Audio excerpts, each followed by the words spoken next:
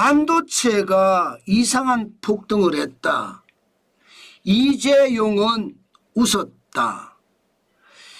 야, 저는 여러분 진짜 놀라운 일이 벌어졌다 이렇게 생각합니다. 무슨 얘기냐고요? 여러분 이거 한번 보세요. D램의 고정거래 가격 추이입니다. 2025년 4월에 1.65달러였습니다. 그런데 2025년 5월에는 2.10달러로 올라갔습니다. DDR4 8GB 기준으로 말입니다. 이게 고정거래 가격이거든요. 한 달 사이에 27.3%가 올라간 거예요. 27.3%. 더 놀라운 것은 여러분 2025년 3월에 1.35달러였잖아요. 그리고 4월에 1.65달러까지 올라갔습니다. 그때도 22.3%가 올라갔습니다. 그때도. 그러면 여러분 2025년 3월에서 2022년 5년 5월까지 두 달 동안 지금 D램의 값이 무려 말입니다. 55.6%가 올라갔습니다. 야, 진짜 충격적이지 않으세요? 장난 아니게 가격이 올라갔죠. D램만 올라갔느냐? 아닙니다. D램만 올라간 것이 아니라 낸드 플래시 메모리도 굉장히 많이 올라갔습니다. 지금 보면 말입니다. 2024년 12월에 2.08달러였거든요. 그런데 2025년 5월에 2.92달러입니다. 무려 5개월 사이에 40.4%나 올라갔습니다. 0.84달러가 올라갔어요. 이것도 말입니다. 3월과 4월을 보면 2.51달러에서 2.79달러까지 올라갔죠. 4월과 5월을 봐도 2.79달러에서 2.92달러까지 올라갔습니다. 다시 말해서 굉장히 두 달 연속 확 올랐다는 뜻이에요. 왜 올랐을까요? 왜 이렇게까지 지금 메모리 반도체 값이 폭등했을까요?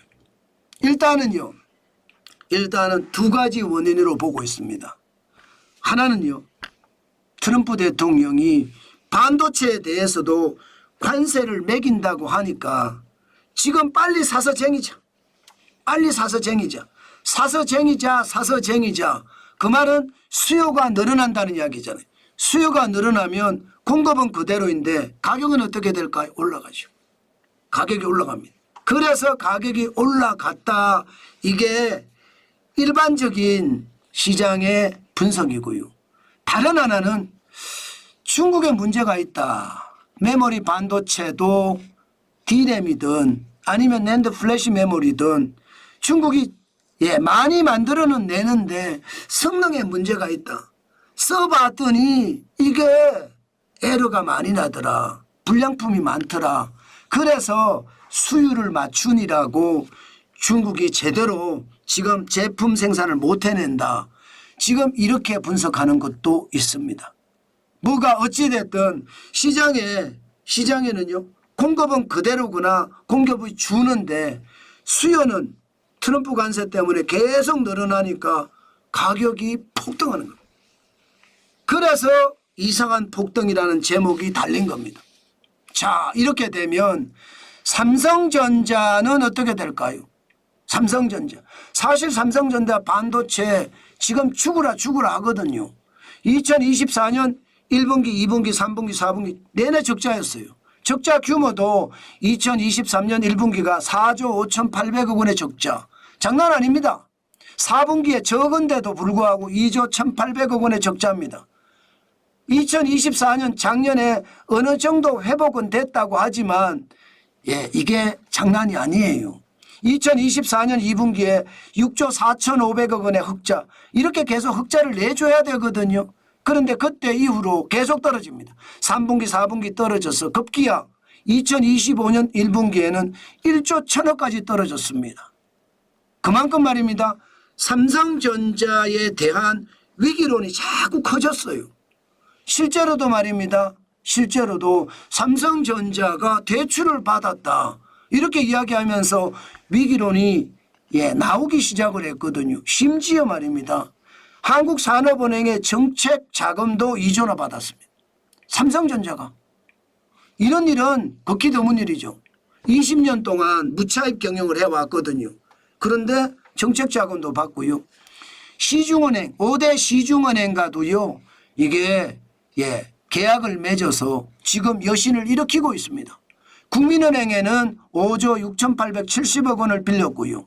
신한은행에서는 5조 1,343억 원을 빌렸습니다. 삼성전자가 대출을 받기 시작했어요. 그래서 위기다 위기다 위기다 이런 위기라는 이야기가 계속 나왔거든요.